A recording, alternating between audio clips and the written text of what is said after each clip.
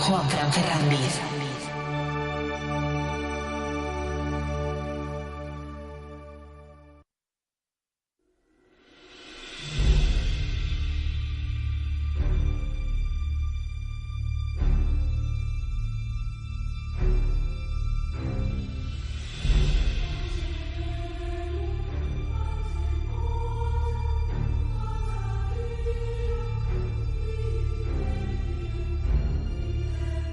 Ja venen, criden pels carrers.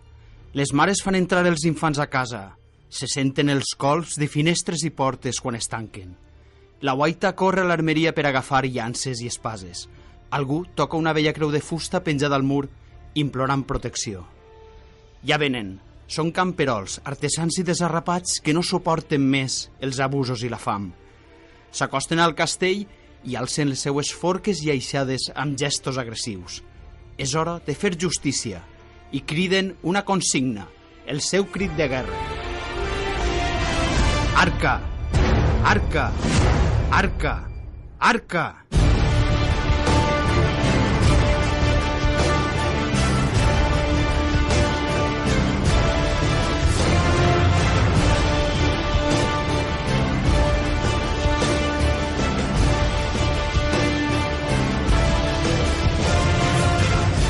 Els causants d'aquest aldarull els tenim ací. Els hem desarmat abans d'entrar al castell per poder interrogar-los en calma. Què era este crit, Arca? I sobretot, per què un grup d'historiadors experts en història medieval el recuperen per a donar-li nom a una interessantíssima iniciativa cultural? Crec que és hora de que responguen. Frederic Aparici, Vicent Baidal, Ferran Esquilache, membres del grup Arca, benvinguts a Una nit al castell. Hola, bona nit.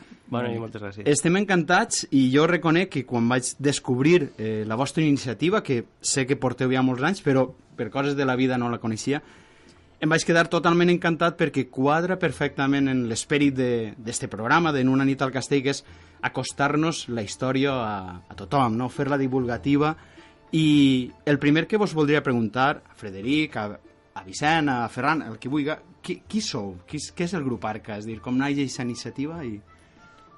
Bé, la veritat és que vam néixer ja fa temps, som relativament jovens, estem sobre els 35. Sí, vosaltres sí. Sí, fa uns 10 anys érem doctorants, estàvem estudiant el doctorat, alguns a la Universitat de València, altres com jo mateix en el CSIC de Barcelona, i ens coneixíem, érem amics de la facultat, i vam decidir que tot el que estàvem aprenent en el doctorat volíem donar-ho a conèixer, i per això mateix volíem obrir, per exemple, un blog. Però no només això, sinó que volíem fer pinya, volíem fer un grup per a poder anar a congressos conjuntament, per a poder fer investigacions sobre temes determinats, complementant-nos uns amb altres, i la veritat és que ahir va néixer el grup Arca. En un principi érem 5 persones, estàvem format per 5 persones, però 2, per qüestions de la carrera investigadora, al llarg d'aquests 10 anys s'han acabat dedicant a altres coses, i nosaltres continuem amb el grup, no només fent recerca, no només fent ja ara també docència,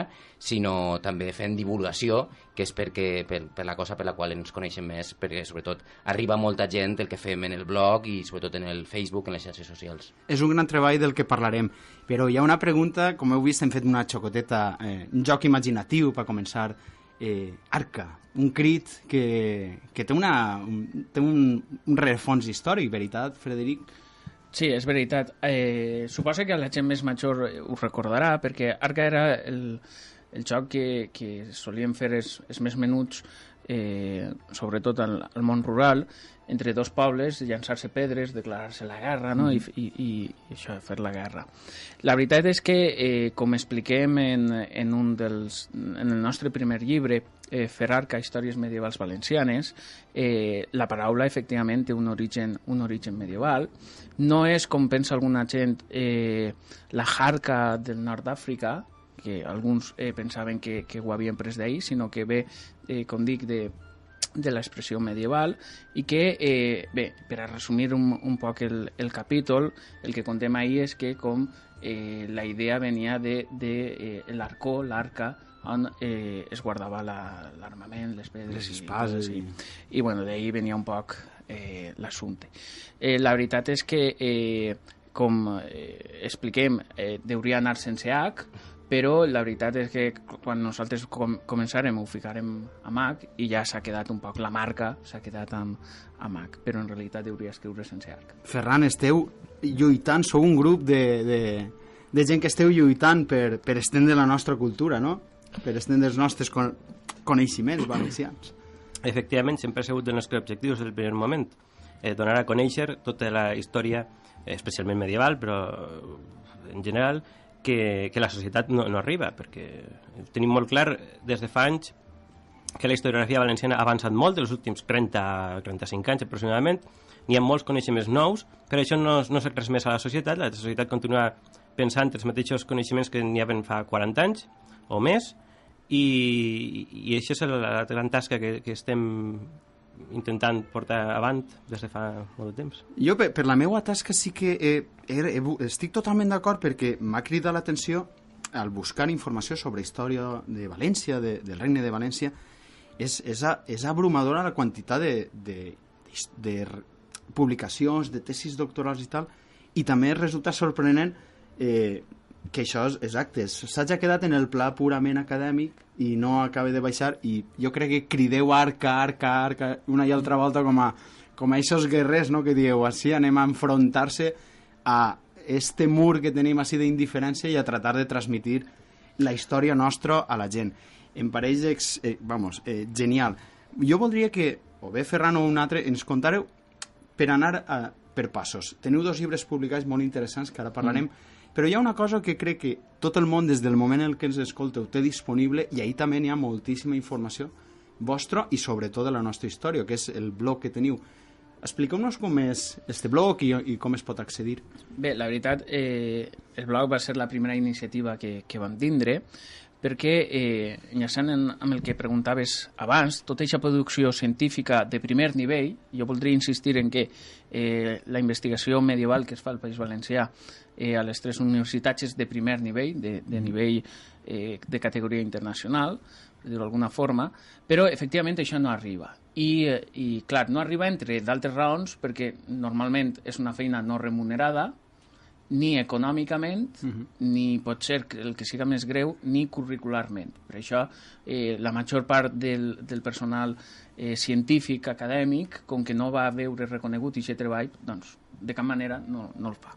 I nosaltres vam apostar per això, i la veritat és que la resposta ha sigut excel·lent. El blog, primer estàvem en Blogspot, però recentment hem migrat a una nova pàgina web en WordPress, que es pot accedir a través de l'enllaç d'arca.org, i ahir la gent veurà este doble vessant que tenim, l'acadèmic per un costat i el divulgatiu a través del blog, i doncs, clicant a la pestanya pertinent accedirà al blog.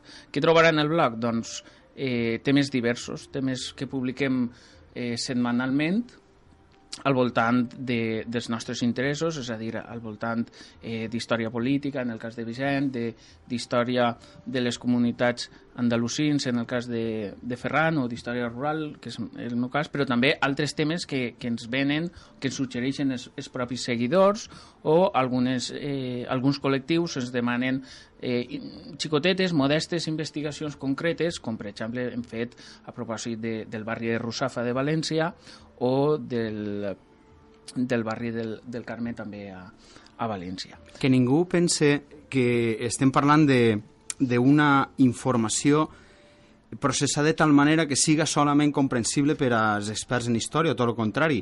Jo crec que una de les últimes entrades, si no recorde mal, potser m'enganya, és sobre dolços en l'edat mitjana, és dir, quins dolços tenien? Què menjaven els nostres avantpassats, no? Fa segles, com endolçaven el seu paladar. És això, és dir, això és el que vol fer Arca. No vol és fer extractes de tesis doctorals que sols entenguen experts, sinó que jo, una persona lega en el món de la història, doncs m'entere dels meus tataravis que els agradava, i com eixa, moltes més, per supost. I jo volia preguntar-vos, anem a passar ara, si vols, Vicent, a que ens contes l'altra vessant divulgativa, que és en el format clàssic, que és el format llibre. Teniu publicats 2 llibres, Fer Arca i Fer Arca 2, i així jo voldria que ens explicares com s'estructuren, és a dir, per supost hem de dir que estan publicats per Llibres de la Drassana, estan disponibles a la venda, ells estan en plena promoció, crec, del Fer Arca 2, el Fer Arca ja té un temps, però crec que els dos mantenen el nivell, o inclús el 2 ha millorat a l'1, i es recomanem, per supost, però anem a conèixer-los. Sí, la veritat és que els llibres són una extensió del blog. En realitat, els mateixos textos que es poden trobar en el llibre, millorats, editats, i a voltes hem afegit alguna cosa, bàsicament tots, el 90%, es poden trobar en el blog, però ara en format de llibre. En un principi teníem molts dubtes si això funcionaria, perquè si ja tens els textos en internet, per què vas a voler comprar-te el llibre? Doncs la veritat és que vam eixir de dubtes molt ràpidament, perquè els llibres han sigut tot un èxit, d'ací que hem tret 2, del primer anem ja per la 4ª edició, i va ser una proposta de Llibres de la Drassana. De fet va ser el primer llibre que Llibres de la Drassana va traure, perquè Llibres de la Drassana té 2 anys i mig, i van començar la seva aventura editorial amb este llibre, i la veritat és que hi ha un doble món. Per una banda, el que està en internet, i gent que ens coneixia d'internet s'ha volgut comprar el llibre per tindre el format llibre, i gent que no es coneixia en absolut d'internet ha anat a la llibreria i ha vist, ostres, un llibre sobre històries medievals valencianes, que nosaltres pensàvem que ningú el voldria comprar, però han vist que per primera vegada hi havia llibres de divulgació històrica, com dius tu, molt planers, però al mateix temps amb un rerefons d'investigació i de coneixement de la història medieval molt potent. I llavors el que fem en els llibres són triar 15 o 16 píndoles històriques. En cada llibre, tant en el primer com en el segon, hi ha píndoles històriques sobre temes molt diversos, com dius tu. Els temes de cuina agraden moltíssim, no només els dolços, sinó l'arròs, no sé, molts temes de cuina i de gastronomia, però també temes com la medicina medieval, la prostitució medieval, les relacions entre cristians i musulmans, les lluites no només entre els propis cristians, entre cristians i musulmans. I en la segona part, en Fer Arca 2, el que hem volgut també és afegir un plus, i no només hi ha aquestes píndoles històriques que expliquen, doncs, per exemple, els orígens de l'arròs o del torró, sinó unes peces de literatura. Hem fet un poc un poc com tu també, però en molt breu, en 5 o 6 pàgines, hem fet peces històriques literaturitzades. I aquesta és l'única diferència entre el 1 i el 2, però la veritat és que estem molt contents perquè han funcionat molt bé i a la gent li agrada molt. Ens encanta. Fixa't quines són les qüestions que aborden en Fer Arca i en Fer Arca 2. Simplement i notaran com capta l'atenció. Per quina raó l'arròs està tan present en la gastronomia valenciana?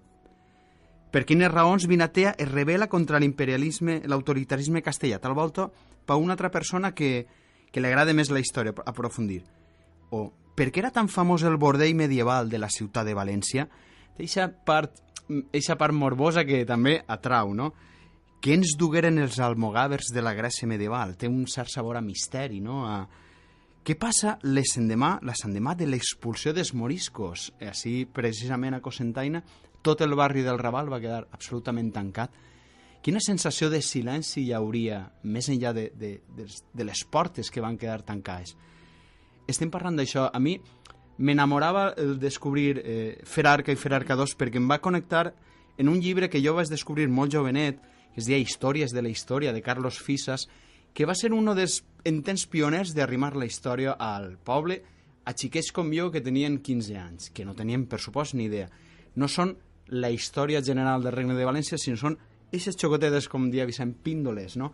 que es fan grans, no? Que fan la nostra història gran i que fa que gent vagi enamorant-se i vulgui descobrir, perquè una volta, no sé si estareu d'acord, descobreixes aquest tipus de detalls en la història i ja no ho veus igual. És dir, si tu viatges, passes per el centre de València i el diuen, així va haver un dels majors bordells d'Europa, no?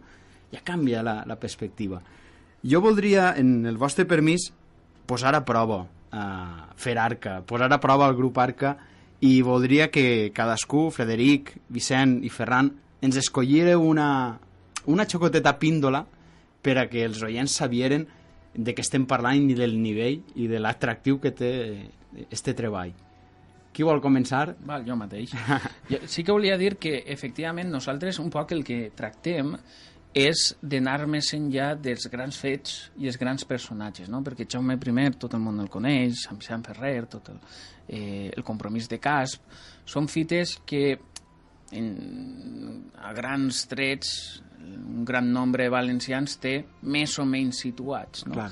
Però clar, és que la nostra història dona molt més de si. Vull dir, n'hi ha personatges igual o més rics que els que jo he esmentat i fets que donarien doncs per a grans produccions cinematogràfiques, per dir-ho d'alguna forma, no? I que la gent desconeix perquè, com diu Raimon, no li l'han contada la seva història, no?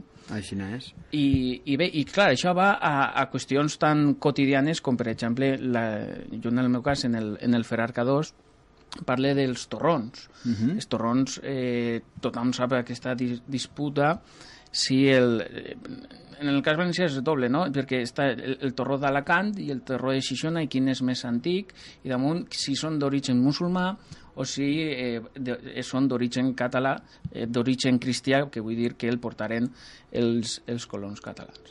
Bé, doncs jo el que tracte d'explicar ahir és que doncs ni una cosa ni l'altra, sinó que efectivament tant cristians com musulmans feien torrons, cadascú a la seva manera, perquè es tracta d'una pràctica, d'un saber que es perd en les nits dels temps dels països mediterranis i que totes les cultures mediterrànies fan alguna mena de torró. A Turquia, a la zona turca, a Grècia fan amb pistatjos. Això és molt curiós. A França tenen el nougat, a Itàlia també hi ha tipologies similars, més dures, més blandoses, hi ha de tot, no? Són variacions sobre un mateix un substrat dolç comú que al final és això, vull dir, de ficar el fruit sec amb un edulcorant que primitivament era la mel i que després va ser el sucre. I a partir d'ahir se li pot afegir el rovell o se li pot afegir la clara de l'ou, vull dir, hi ha variants, no? Però al final compartim, tots els països mediterranis compartim aquest substrat comú i doncs són, com dic, són coses més que ens ajunten, ens fan germans que ens separen, no? de tota aquesta riba mediterrània. Eixa és la gràcia. Una cosa que coneixem quotidiana, el torró, que tots degustem normalment en una època determinada de l'any, d'on ve? Per què el tenim així? Som els únics que disposen d'eixe dolç o no? Pues Frederic ens ha il·lustrat i en Ferarca 2 ens explica, i després de conèixer això ja sabem un poc més, que és al final la finalitat vostra i també la finalitat al fi i al cap d'Una nit al castell. Vicent, tu què vens a contar-nos? Sí, jo abusaré de l'oportunitat que es dones i destacaré fins a 3, 2 molt ràpidament i un altre més llarg. Un que és que m'agrada especialment, que és de Frederic, que està en el Ferarca 1, que és que ell compara Twin Peaks, la sèrie Twin Peaks, que la nostra generació i cap amunt quasi tota la gent l'ha vist, allò de Qui mató a Laura Palmer. Ell compara els personatges de Twin Peaks amb Camelot, amb les històries de Camelot, del rei Artur, i li quadra perfectament. Igual David Lynch estava pensant en els personatges de Camelot per a fer els seus personatges en Twin Peaks. La saga artúrica està reflectida en Twin Peaks. I és una cosa espectacular, increïble, de Frederic, i la veritat és que molt bonica. Després també, des que escric jo, per una banda, hi ha una cosa molt interessant i molt curiosa quan parlem avui en dia d'unicorns. Normalment fem broma sempre que no existeix les banyes d'unicorn, però això ve d'una creença que hi havia fins al segle XVIII, que la gent creia en els unicorns, perquè en tots els llibres antics, bestiaris antics, ja d'època dels romans i dels grecs, apareixia com un animal que vivia en la Índia. Llavors la gent pensava que vivia en la Índia i de fet havien vist les banyes d'unicorn, perquè havien vist unes banyes que eren com d'unicorn.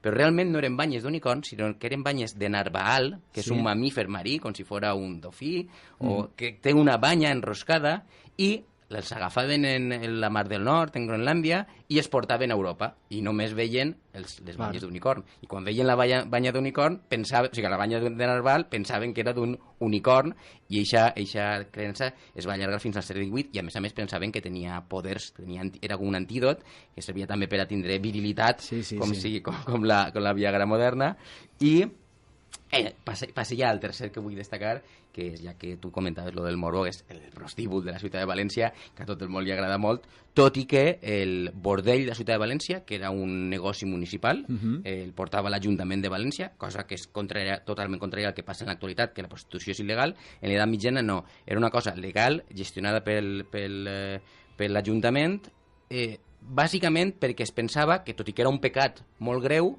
s'havia de controlar d'alguna manera, i llavors les ubicaven especialment a les prostitutes. En el cas de la ciutat de València les van ubicar on actualment hi ha l'IBAM, pràcticament, l'IBAM, na Jordana, allò era el prostíbul de la ciutat de València, i hi havia fins a 200 prostitutes en hostals, en casetes que tenien, i vaja, era a més un recinte tancat. Era amb com un barri a reduïda escala, tancat en... Sí.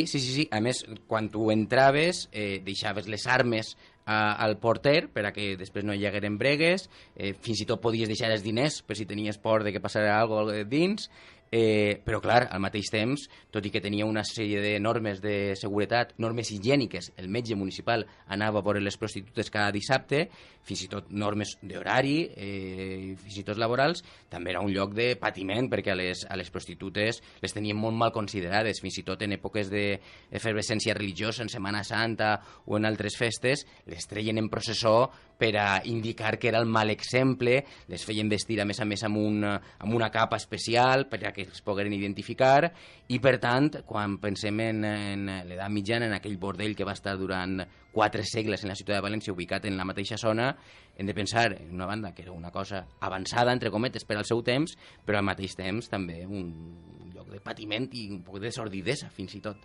Però vaja, allí estava, i a finals del segle XVII, quan van vindre unes idees molt més puritanes, molt més d'això, de que no volien veure allò controlat i ubicat en un mateix lloc, van donar fi al bordell, i la prostitució es va il·legalitzar per una banda, i per una altra banda es va distribuir per tota la ciutat, ja no estava en un mateix lloc. El rei Artur, unit a Twin Peaks, unicorns, el bordell de València. No direu que aquests 3 amics no mereixen estar, que els tragam de la presó del castell perquè els han desarmat, i estar en nosaltres com a consellers del castell, perquè realment és una nit al castell i és això. Això és el que ens agrada, conèixer i descobrir aquestes píndoles, aquests tresors. Ferran el tenim així concentrat. Jo és que soc de poc parlar. I anem a veure en què ens sorprèn. Per a mi se'm fa difícil elegir un, perquè jo sempre que escric un post, un capítol, sempre ho faig en temes que a mi m'agraden i que m'interessen, i per tant se'm fa difícil. El de l'arròs sol agradar molt, el de la canyamel, però jo vaig a destacar el relat fictici, precisament, del Ferran Cardós, el de la Torre de Montcada. Montcada era una alqueria de l'Horta de València. Agafa aquest exemple perquè és el que coneixem per les fonts, però podria servir per a qualsevol punt del Regne de València. Era una torre de la xarxa d'alqueries que hi ha al voltant de la ciutat de València en l'Horta.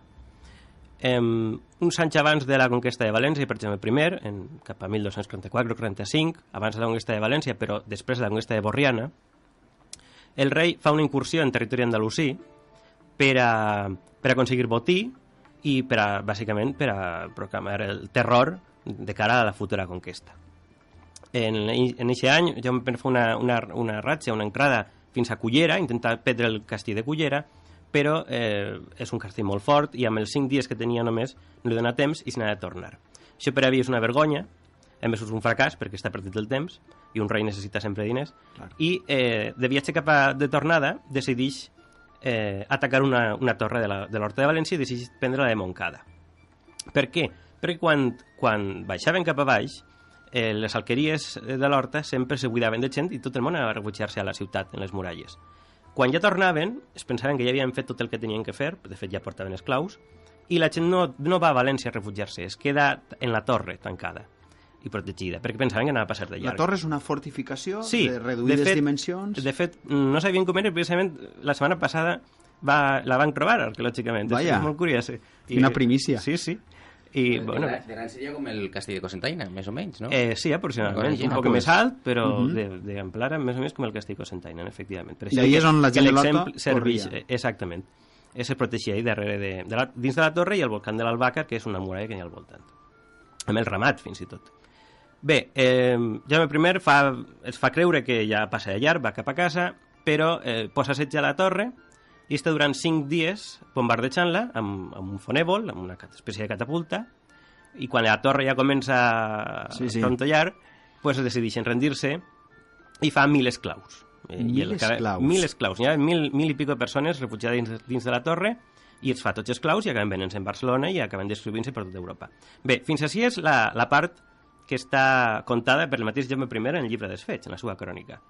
El que faig en la part fictícia és inventar-me què és el que van pensar i què van fer els que estaven dins, que és dels que no sabem què va passar en realitat. Però, clar, ho faig a partir dels coneixements que tinc de la societat andalusina.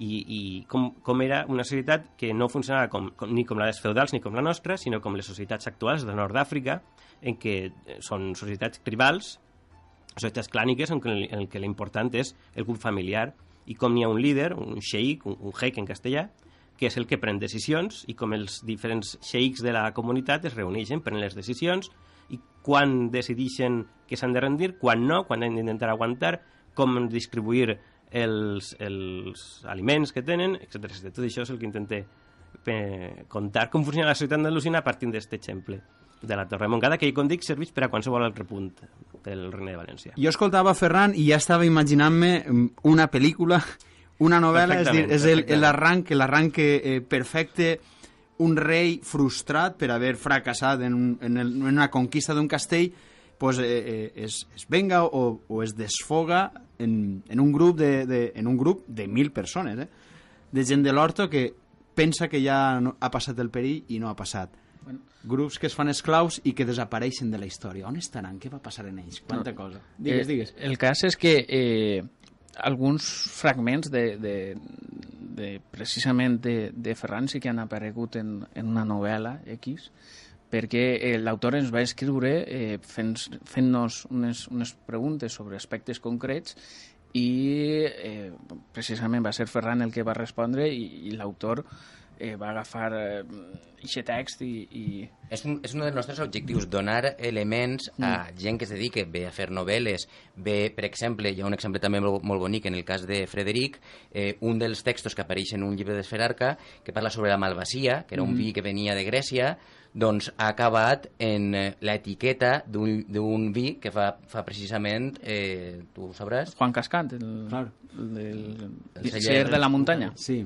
Val? De la malvasia pues, l'ha recuperada ell i hem enllaçat i s'han creat diverses sinergies també al voltant d'això, no? Vull dir, en relació amb el que deia era això, vull dir, fer coses, difondre la història més enllà d'aixes grans dates i personatges per a que es doni a la gent que tenim un passat, A tot el món, crec jo, ens agrada la història, ens agrada el passat, ens agrada saber què van fer els nostres avantpassats. El que passa és que tal volta no sempre ho podem aconseguir d'una manera atractiva o les possibilitats són massa dolentes i massa complicades. Ferarca precisament ha volgut fer el contrari, és dir, portar-nos una marca de vi, explicar-nos o donar peu a una bona història. Hi ha altres temes, el paper de la dona a l'edat mitjana, la medicina valenciana, és dir, és una riquea la que trobem, la que està fent este grup de grans historiadors que avui tenim al castell que voldríem, jo, els únic que els puc demanar és si ells volen i és nombrar-los consellers i que de tant en tant, o bé presencialment o bé per telèfon, puguem contar coses de la nostra història, que és un dels objectius i del que ha sigut... I tant.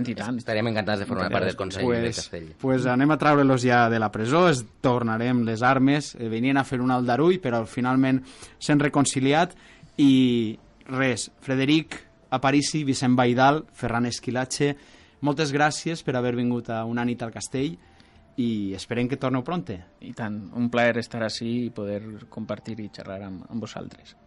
Bona nit. Bona nit. Bona nit.